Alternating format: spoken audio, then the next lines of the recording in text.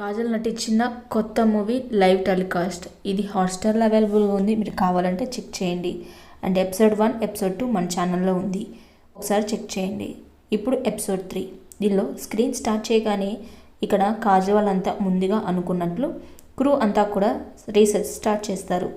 ఇప్పుడు వీళ్ళు చేస్తున్న ఈ లైవ్ టెలికాస్ట్కి ఒక కథ అండ్ ఒక హౌస్ కావాలి.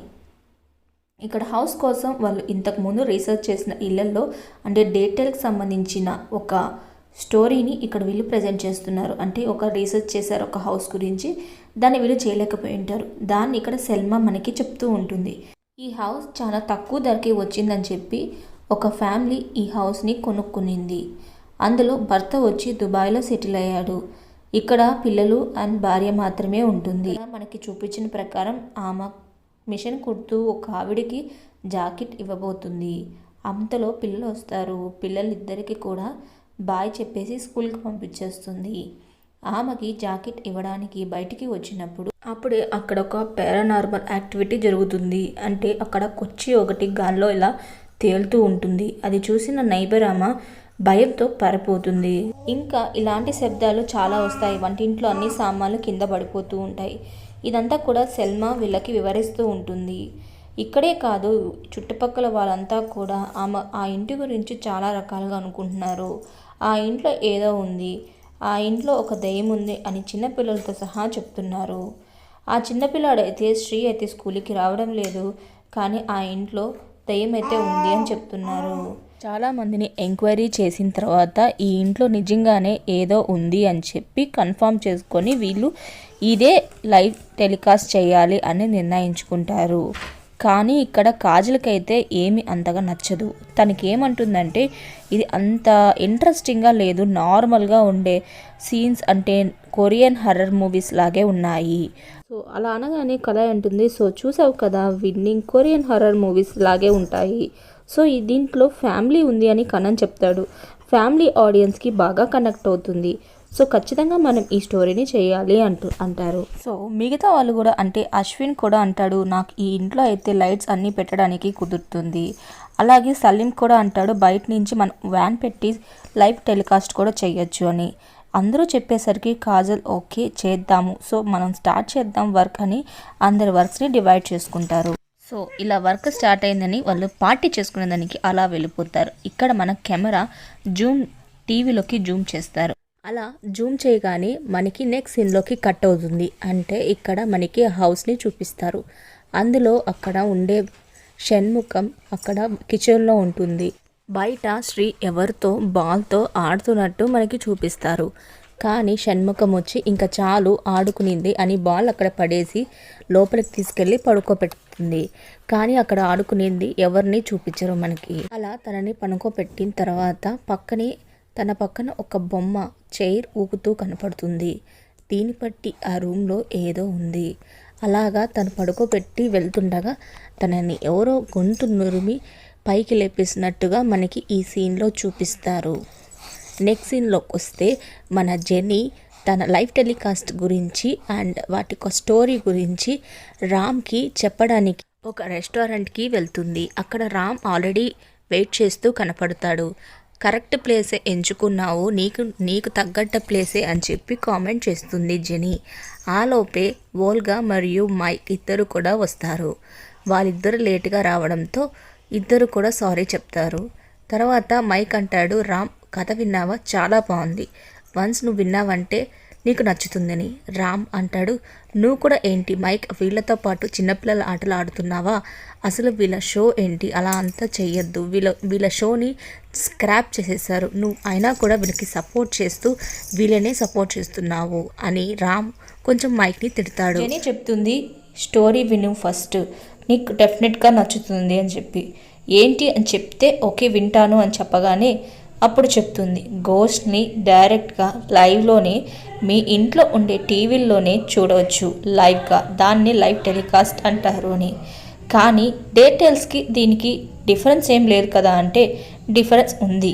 సో అది ఆల్రెడీ స్క్రిప్టెడ్, ఇది స్క్రిప్టెడ్ కాదు, ఇది లైవ్గా చేయడం. రామ్ ఒప్పుకోడు. ఇది డిఫరెంట్ అయినా కూడా ఈ షోని చేయలేము అంటాడు. అప్పుడు మైక్ అంటాడు, ఆల్రెడీ మన షోని స్క్రాప్ చేసిన ప్లేస్లో ఇంకొక షో వస్తుంది, అది కూడా పెద్దగా రన్ అవ్వడం లేదు, మీరే ఆలోచించండి, డెఫినెట్గా ఇది బాగా సక్సెస్ అవుతుంది. అప్పుడు ఓల్గా ఉంటుంది, నెంబర్ 1 శాటిలైట్ టీవీలో ఇది నెంబర్ 1 షో అవుతుంది అని. కానీ రామ్ ఒప్పుకోడు. అప్పుడు మైక్ అంటాడు, జస్ట్ ఇప్పుడు హాలోజన్ డే వస్తుంది కాబట్టి ఆ స్పెషల్ డే 1 అవర్ ఈ షో వేయి, బాగా వెళ్ళిందంటే నువ్వు కంటిన్యూ చేయొచ్చు అనగానే ఓకే ట్రై చేస్తాను అని రామ్ ఒప్పుకుంటాడు. వీళ్ళ కాంటాక్ట్ని అగ్రీ చేస్తాడు. నెక్స్ట్ సీన్లోకి వెళ్తే వీళ్ళు ఇంకా షోకి వర్క్ అనేది స్టార్ట్ చేస్తారు. ఇది చాలా దూరంలో ఉంది కాబట్టి వాళ్ళు వెహికల్స్తో వాళ్ళని ఒక్కసారి దాన్ని చూడడానికి వస్తారు.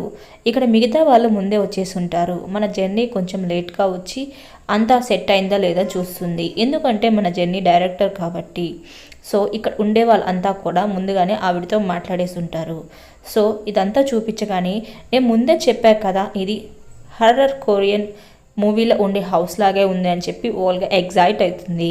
తర్వాత లోపల ఉండే శంబకం ఆమెతో మాట్లాడుతూ ఉంటారు, మీరు ఎందుకు ఈ హౌస్ని వదిలి వెళ్ళలేకపోయారు అని. తను చెప్తుంది, ఆల్రెడీ నేను అలా ట్రై చేశాను, ఇల్లుని వదిలి వెళ్ళడానికి చాలా ప్రయత్నించాను. అలా వెళ్ళే సమయంలో అలా చెప్తూనే మనకు ఒక క్లిప్పింగ్ ప్లే చేస్తారు. అందులో షణ్ముఖం మరియు ఓయేవా మరియు ఇంకా శ్రీ ముగ్గురు ట్రై చేస్తారు ఇంట్లో నుంచి బయటికి రావడానికి. కానీ వీళ్ళిద్దరే బయటికి రావడంతో శ్రీ లోపలే ఉండిపోతాడు. ఎంత ప్రయత్నించినా బయటికి రాలేకపోతాడు. వెంటనే డోర్ క్లోజ్ అయిపోతాయి. బయట ఉండే షణ్ముఖం బాగా ఏడుస్తుంది. నేను ఇంకెప్పుడు ఇలాంటి తప్పు చేయను, నేను ఎప్పుడు ఈ ఇంటిని వదిలి వెళ్ళను, నా బిడ్డని వదిలేయి, ప్లీజ్ ఓపెన్ చేయి డోర్ అని చాలా వేడుకుంటుంది. అలాగా గట్టిగా అరవడంతో ఆ డోర్స్ ఓపెన్ అవుతాయి. ఓపెన్ అవ్వగానే శ్రీ కనపడతాడు. సో ఇదంతా కూడా వీళ్ళకి చెప్తూ ఉంటుంది.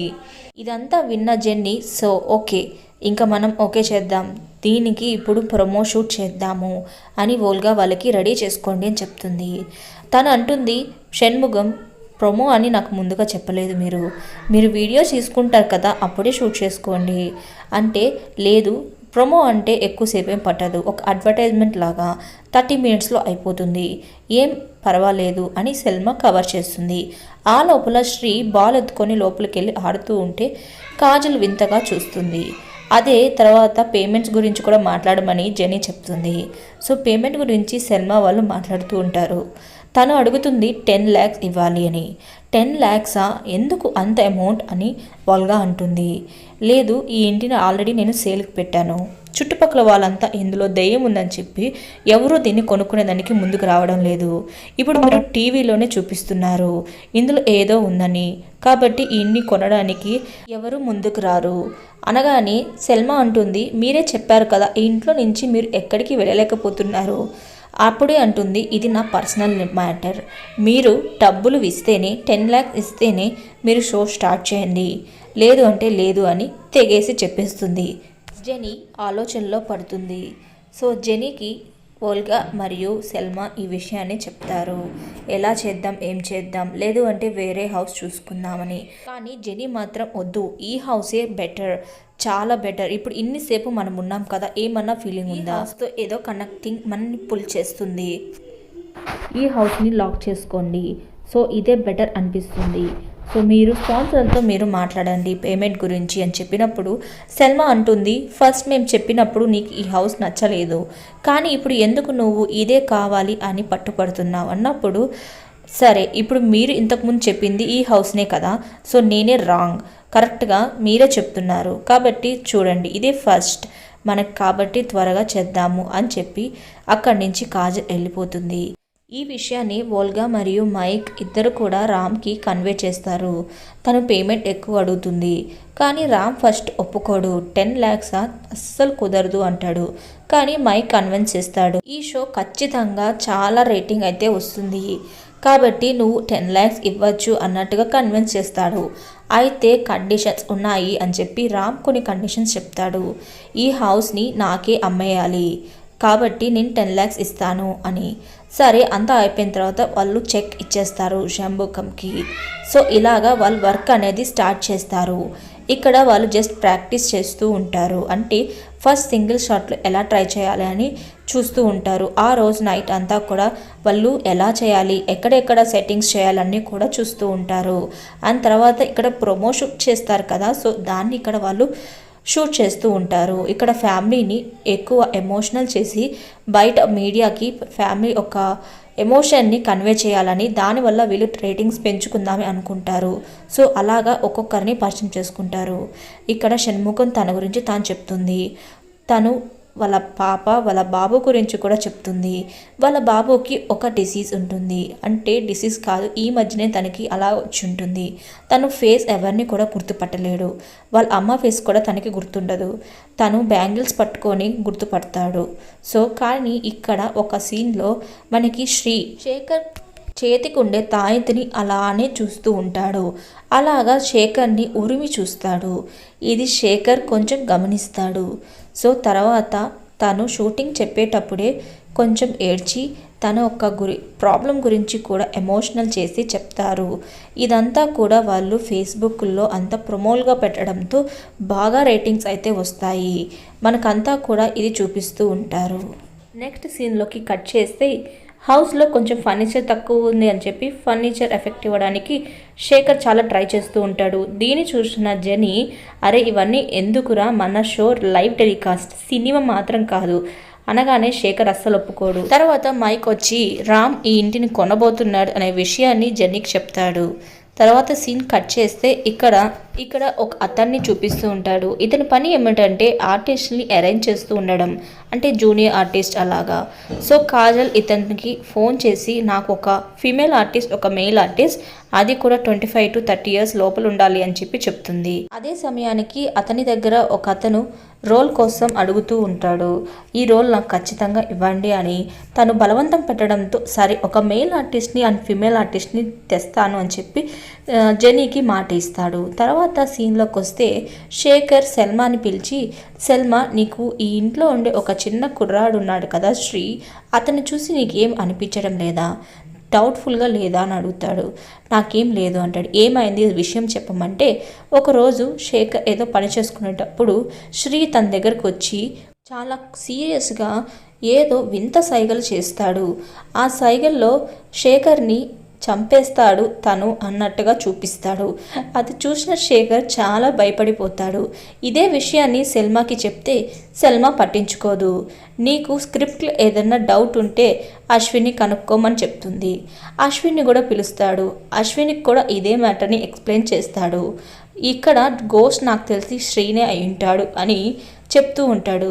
వాడు మీ వైపు చూపించి కూడా అదే సిగ్నల్ ఇచ్చాడని అడిగితే, అరే ఆ కుర్రాడికి కూడా అర్థమైపోయింది, నువ్వు ఇక్కడ ఉండే వాళ్ళందరిలో కన్నా చాలా బద్దకస్తుడివి అని చెప్పి వాడు అలా చేసుంటాడు, నువ్వు అవన్నీ పట్టించుకోవద్దని వెళ్ళిపోతాడు. రే మీకు అందరికీ తర్వాత అర్థమవుతుంది, ఈ సీన్ క్లైమాక్స్లోనే మీకు వాడు తెలిసిపోతుంది వాడే గోస్ట్ అని గట్టిగా అరుస్తూ ఉండగానే ఒక అతను సడన్గా రావడంతో భయపడిపోతారు శేఖర్. ఇక్కడ సీన్లోకి కట్ చేస్తే ఇందాక మనకి చూపించిన ఒక అతను ఆర్టిస్ట్ని తీసుకొని వస్తాడు. ఇక్కడ ఇందాక బలవంతంగా ఆర్టిస్ట్ ఒప్పించుకొని రోల్ చేయడానికి వచ్చిన అతను ఇంకొక అమ్మాయి వస్తుంది. వీళ్ళిద్దరిని చూపించి వీళ్ళిద్దరు ఏజ్ 25 వీళ్ళిద్దరూ మీకు సెట్ అయిపోతారు అని చెప్తాడు. కానీ ఇక్కడ వీళ్ళు చేసే రోల్స్ వచ్చి గోస్ట్ రోల్. సో ఇక్కడ ప్లాన్ బి అని ఒకటి అరేంజ్ చేసుకుంటారు. ప్లాన్ బి ఏంటంటే ఇక్కడ ఒకవేళ గోస్ట్ రాకపోతే వీళ్ళే ఆర్టిఫిషియల్గా గోస్ట్ని పెడతారనమాట. సో ఆ రోల్లో వీళ్ళిద్దరిని పెడదామని చెప్పి జెనీ వాళ్ళంతా కూడా మాట్లాడుకుంటారు. కానీ ఇక్కడ వచ్చిన అతని ఫేస్ బాగా రికగ్నైజ్ అవ్వాలని చాలా కష్టపడుతుంటాడు. కాబట్టి నాకు ఈ రోల్ ఇవ్వమని అడుగుతాడు. కానీ ఇప్పుడు వీళ్ళు చెప్పిన దాంట్లో ఇతని ఫేస్ అయితే ఎక్కడా కూడా రికగ్నైజ్ అవ్వదు, బయట ఎక్కడా కూడా చెప్పకూడదు. సో ఇవన్నీ కూడా టర్మ్స్ అండ్ కండిషన్స్ చెప్పగానే తను ఫస్ట్ ఒప్పుకోడు. కానీ పేమెంట్ బాగా ఇవ్వడంతో ఆ బ్రోకర్ ఒప్పిస్తాడు. తర్వాత సీన్లో కట్ చేస్తే కళ వచ్చి శేఖర్కి లడ్డు ఇస్తుంది. సో ఇక్కడ వీళ్ళిద్దరూ ఒంటరిగా ఉన్నప్పుడు మళ్ళీ ఆ అబ్బాయి వస్తాడు. శేఖర్కి మళ్ళీ సైగలు చేస్తాడు. ఆ సైగల్ని కళకి చూపించబోతూ ఉంటే ఆ కుర్రోడు మళ్ళీ సైగలు చేయడం మానేస్తాడు. ఇదంతా కూడా కళ అస్సలు పట్టించుకోదు. అతన్ని నెగ్లెక్ట్ చేసేసి వెళ్ళిపోతుంది. నెక్స్ట్ సీన్లోకి వస్తే ఇక్కడ యాంకర్ అరవింద్ ఎంటర్ అవుతాడు. ఇతను అండ్ శేఖర్ మధ్య కొన్ని కామెడీ క్లిప్పింగ్స్ అయితే జరుగుతాయి.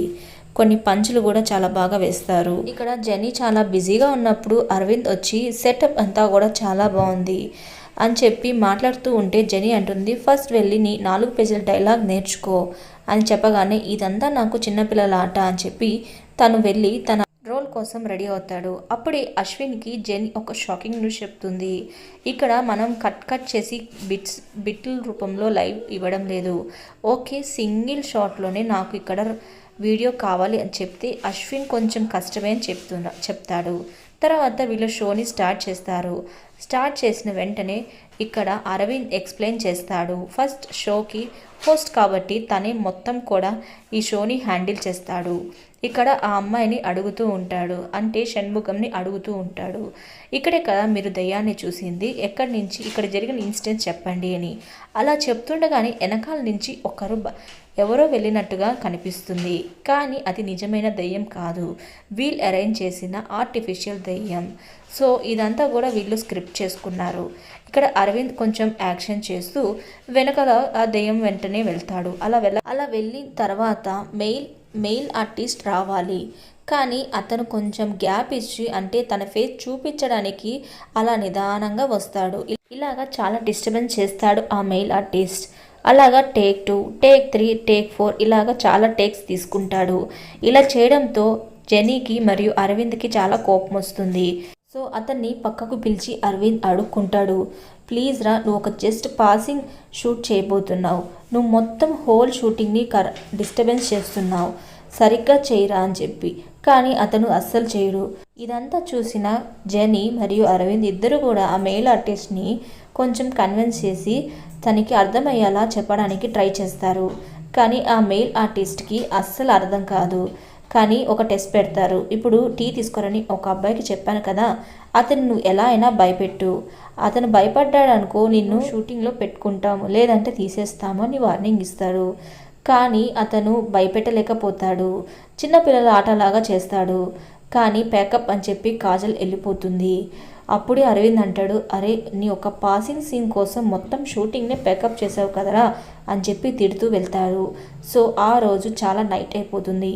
తను వెళ్తూ ఉంటే కాజల్ చెప్తుంది, చాలా బాగా గడిచింది ఈరోజు షూటింగ్, రేపు మార్నింగ్ లైవ్ అనేది స్టార్ట్ అవుతుంది అని షణ్ముఖంకి చెప్తుంది. మీకు ఏమన్నా అవసరం అయితే బయట వ్యాన్ ఉంటుంది, వాళ్ళు మీకు చూసుకుంటారు, సెక్యూరిటీ కూడా ఉన్నారు అని కాజల్ చెప్పేసి వెళ్తుంది. సో తను చాలా హ్యాపీగా ఉంటుంది. షణ్ముఖం అదే చెప్తుంది, ఈరోజు మీరు అందరూ ఉండడం వల్ల చాలా ప్రశాంతంగా ఉందని. అలాగా అందరూ వెళ్ళిపోతారు. ఇలా వెళ్ళిపోతున్న తర్వాత ఇల్లంతా కూడా ఖాళీగా ఉండిపోతుంది.